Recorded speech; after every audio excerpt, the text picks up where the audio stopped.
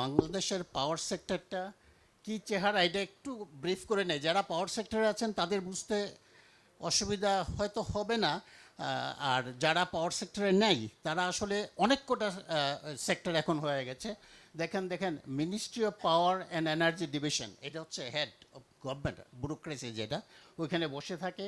তার পাশে অ্যারো দিয়ে বাংলাদেশ এনার্জি রেগুলেটরি কমিশন, বাম দিকে যেটা দেখছেন, বাংলাদেশ এনার্জি রেগুলেটরি কমিশনটা হচ্ছে মিনিস্ট্রির আন্ডারে সরাসরি না, প্যারালাল অনেকটা ধরা হয়, এবং তারা আসলে tariff, fuel quality, fuel price ইত্যাদি ডিটারমিন করে। অবশ্য ওখানে হিয়ারিংয়ের একটা ব্যাপার আছে, যা সম্প্রতি হিয়ারিংয়ের ক্ষমতাটা সরকার সরাসরি নিয়ে নিয়েছে। তাদের এটা ছিল আগে, যদিও তারা স্বাধীনভাবে কোনো ট্যারিফ নির্ধারণ করতে পারতো না, আমরা এটা টের পেতাম। আসলে সরকার নির্ধারিত ট্যারিফটা তারা হিয়ারিংয়ের নামে একটা অভিনয় করা হতো সেখানে, সেটাই তারা ডিক্লেয়ার করতো। BRC is that, Bangladesh energy regulatory commission. এটা 2003 অ্যাক্ট অনুযায়ী এটা নির্ধারিত। আমি তখন পাওয়ার সেলে ছিলাম, যে গভর্নমেন্টের যে পলিসি, সেই পলিসির দিকে তাকিয়ে কিন্তু তারা এটা করে। এবং the enhancement of imported energy infrastructure in flexible operation, এই কাজটা কিন্তু 2041-এ লেখা আছে। এখন আমরা 2041-এ যে একটা আমাদের দারুণ একটা ইমপ্রুভমেন্টের কথা আমরা বলছি, গভর্নমেন্ট এটা ডিক্লেয়ার করছে যে আমরা ডেভেলপড কান্ট্রিতে কনভার্ট হবো, সেখানে কিন্তু উই নিড হিউজ এনার্জি বলতে আমরা প্রাইমারি এনার্জিও লাগবে, কারণ আমাদের প্রাইমারি এনার্জি তো এত নেই।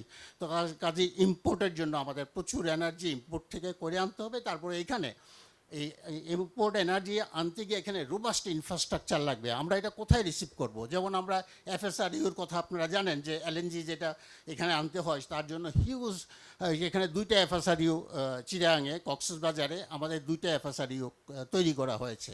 সুতরাং এই robust infrastructure including importing of this energy, primary energy, এই একটা আমরা প্রথমটা যেটা তারা লিখেছে এবং গভর্নমেন্ট কিন্তু সেটা করেছে, সেটা আমরা বলতে পারবো। আমরা জানি 12 নম্বর কূপে মিয়ানমার যে 11 নম্বর কূপ থেকে যে গ্যাসটা তুলতেছে, এর পাশেই কিন্তু আমাদের 12 নম্বর কূপে, যেখানে প্রবেল একটা ইয়ার কথা বলা হচ্ছে, এখানে 42 TSF গ্যাস আছে, যেটা বর্তমান ডিমান্ডে আমাদের প্রায় 42 বছর চলার কথা।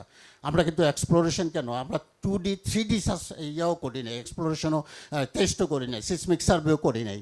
সুতরাং আমরা ন্যাচারাল রিসোর্সে আমরা বলতে পারি we are at the zero level. মানে 2023-তে আমাদের ডিমান্ড হওয়ার কথা ছিল 19,000 মেগাওয়াট, এটা পরে আরও কারেক্ট করে নেব, 19,000 মেগাওয়াট। আজকে কিন্তু ডিমান্ড 19,000 না, আমরা দেখেছি 2-1 দিন আগে মাত্র 13,000 মেগাওয়াট ডিমান্ড ইনক্রিজ করছে।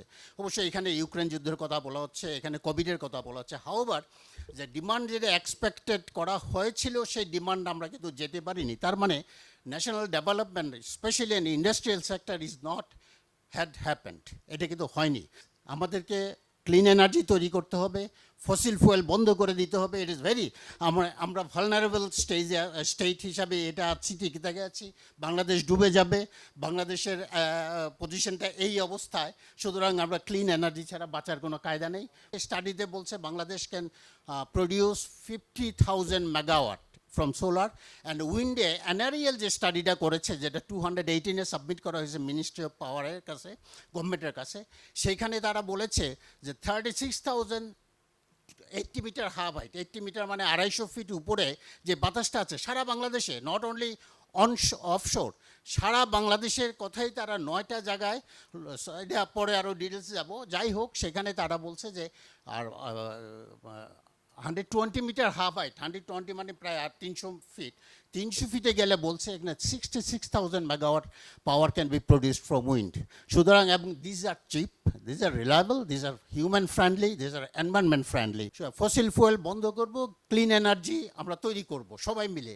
সুতরাং আমাকে করতে গেলে এটা আন্দোলনকে আরও বেশি এক্সপার্টাইট করে অন্য কান্ট্রিকে আমি বলতে পারি, বিশেষ করে 4টা কান্ট্রি যেটা পৃথিবীতে আছে, চীন, ভারত, আমেরিকা, অস্ট্রেলিয়া, তাদেরকে বলতে পারি stop your fossil fuel power station, কয়লার পাওয়ার স্টেশন, কারণ 60% ফসিল ফুয়েল কিন্তু এই 4টা কান্ট্রি তৈরি করতেছে। অনুষ্ঠানের যারা আয়োজক তাদেরকেও ধন্যবাদ জানাচ্ছি, চমৎকার।